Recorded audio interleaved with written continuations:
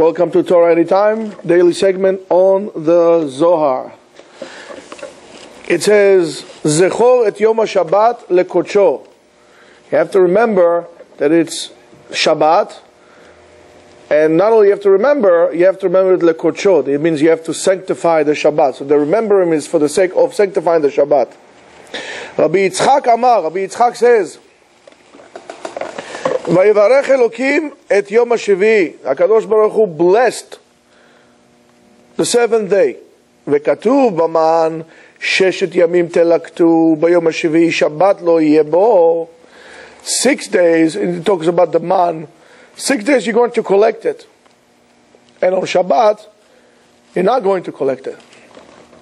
Why? כיוון שלא נמצא בו מזונות מן הברכה שיש בו. מזונות is nourishment. On the Shabbat, you are not going to find nourishment on or in a man in which you would collect on Shabbat. אלא אם כך, so therefore, למדנו כל הברכות שלמעלה ומטה תלויים ביום השביעי. Because of that, we learn that all the brachot that you would receive, or all the brachot that are present, whether it's up in Shamayim or down here, depend on Shabbat.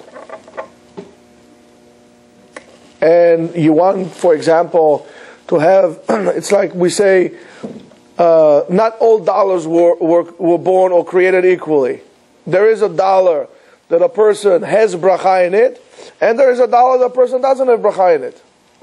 If you made a dollar honest, in an honest way, that dollar will take you a long way.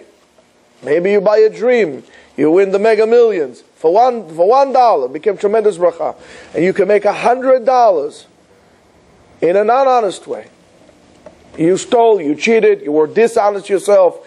That $100 carries no bracha whatsoever on it. So therefore, it is not the amount that you make, is how much bracha there is in what you made. And the bracha only comes from Kedusha. There's no bracha, there's no blessing in something that comes from a dishonest way, something that is unholy. Again, very important to remember, it's not how much money you make, it's how much bracha there is in your money.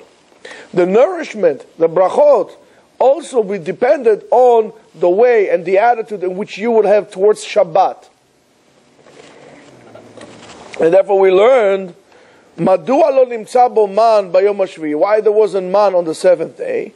משום שביום השביעי מתברכים בו כל השישה ימים עליונים. The bracha that comes from Shabbat, that's the reason why you won't find it, because the rest of the days, the rest of the 6 days are being blessed by the Shabbat itself. So therefore, you'll find it during the week, but on Shabbat you won't. וכל אחד ואחד נותן מזונו למטה, and each one receives his nourishment, mazon, food, and so on, down here. כל אחד ביומו מאותה הברכה שנתברך ביום השביעי. Your nourishment, your blessing in what you make, your food, and so on and so forth, will be dependent on your attitude in which you had on Shabbat. How much you sanctify Shabbat, this is in return going to bounce back at you and give you bracha, blessing, for the rest of the week. So on Shabbat, if you sit down and you talk about business, and you talk about the stock market, and you talk about politics, and you talk about this, and this president, and that president, and this host on the radio, and this event, and that event, you are keeping Shabbat in terms of the no action of Shabbat, but you are not sanctifying it. That in return would affect your doing or the success that you would have in your actions through the rest of the week. If Shabbat, you said, Shabbat vaynafash, I'm going to sit down, pay attention, enjoy your wife, enjoy your kids, have nachat, look at them, and we'll see Be'ezrat Hashem next week what it exactly means to enjoy your family, to enjoy your children, to see the blessing that you have in them. That you could do. You have, not only you can, you have to sit down and learn some Torah, learn it for yourself. You want to learn a little bit all week long, you'll learn Gemara, you'll learn Halacha, Mishnah, and so on and so forth. Come Shabbat, take a little bit of the Zohar, take some Aryeh Kaplan book, sit down, benachat, ala franji, as they say. Sit down and learn with your children. Have some nachat from your child, whether it's your daughter or your son. Learn something with them. Not because you have to or because they have to. Because you want to. It's a tremendous thing. All of a sudden you would realize that you are blessed. Where if you won't do it, it doesn't make a difference whether you are going to be blessed. The fact is that you did not acknowledge that you were blessed, that you were gifted, that God is actually giving you a blessing. But the problem is you don't realize it. Why? Because you forgot to sanctify it. You forgot to call it by name. This is holy. This is a blessing that I have in front of me. My wife, my children. Baruch Hashem, I have a house. I have a house. Now, does it make a difference if my house has marble on the floor or marble on the ceiling, if I have golden faucets in the bathroom or not? Thank God I have a house. Thank God I have a family to share this house with. What's the inside? It's nonsense.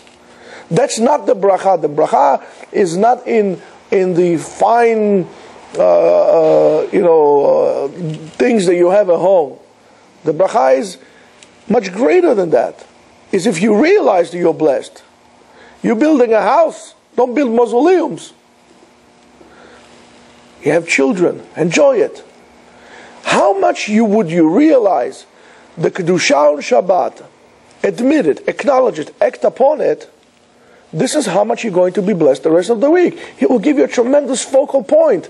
Why are you doing? Why are you working hard? What's the purpose of things? This is how you bring your blessing to yourself.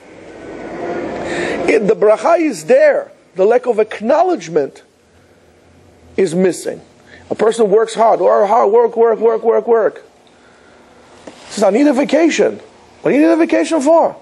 When you go on vacation, become more tired. You have this on Shabbat. Well, I didn't realize I have Shabbat.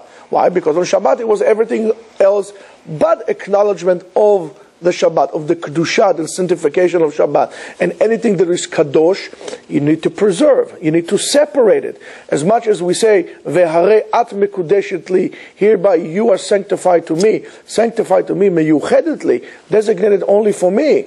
So is the Shabbat designated for us to keep. And as such, we need guarding around it. We need to separate it from the rest of the week. Tuesday is great, Monday is fine, Sunday is fine, and so on and so forth. But Shabbat is for me. Shabbat it needs to be separated. That Kedusha comes from that separation. Kedusha, mekudash. Separated and holy. And therefore, mishu bedarkat ha'emunah, a person that is considered to be a person that has emunah, a believing person. He has a person of faith.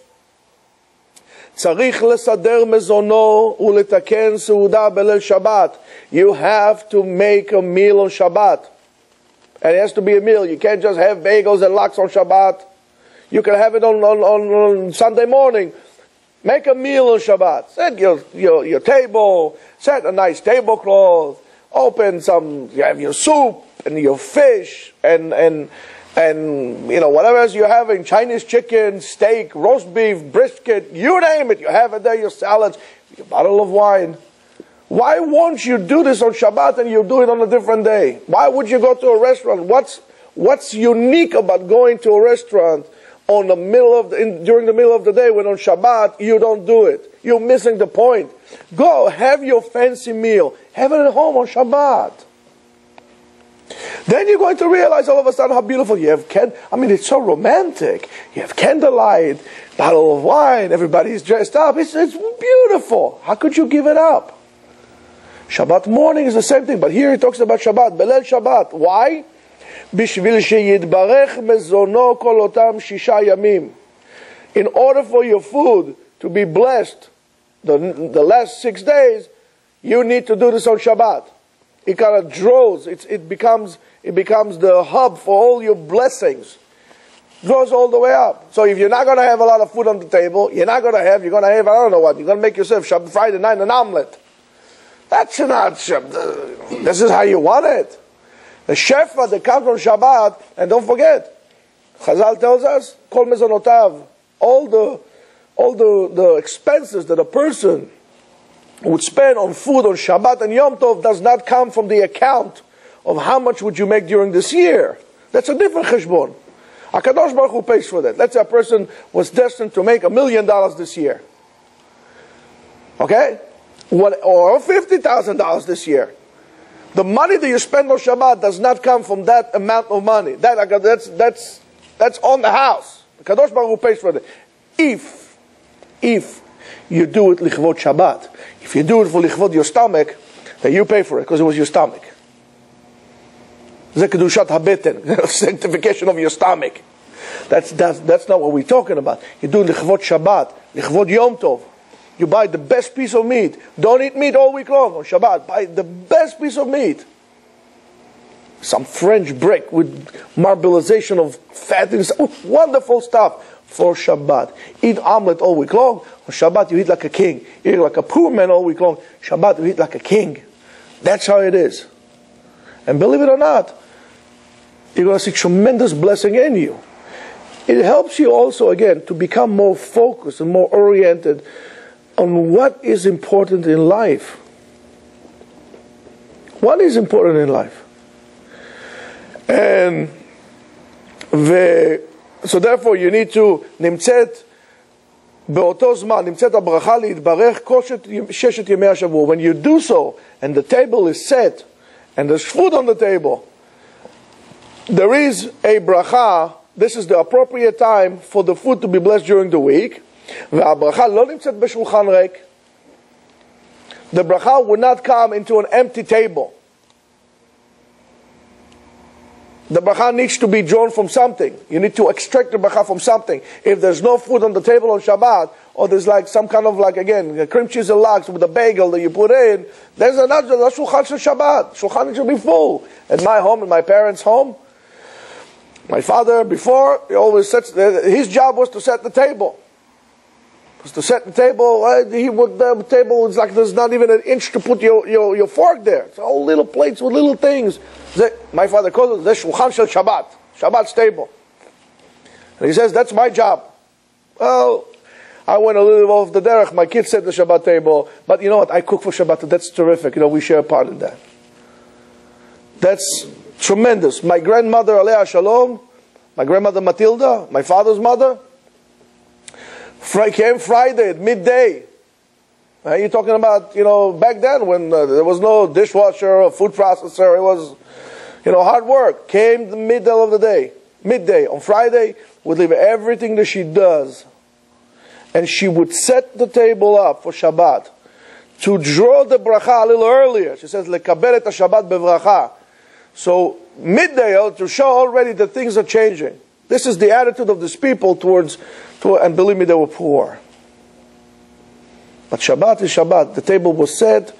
My mother, has she showed me something from my grandmother, beautiful embroidered tablecloth that they used to use. They used to get it as a dowry there was a Shabbat tablecloth. It's amazing stuff. A piece should be on museum. But they kept it on Shabbat. Clothes they didn't have. But tablecloth for Shabbat always had. That was more important to them to have the Shabbat with the finest tablecloth, with the finest utensils they had, to set it for Shabbat, not for themselves for clothing, but for Shabbat there is. That's the Kedusha of Shabbat, the holiness of Shabbat. Lachen, therefore, tzarich lesader shulchano belel Shabbat. You have to set your table on Shabbat, belechem ubemazon, with bread and food. Rabbi Yitzchak Amar, afilu b'yom HaShabbat gam ken. Rabbi Yitzchak says, not only at night, also during the day.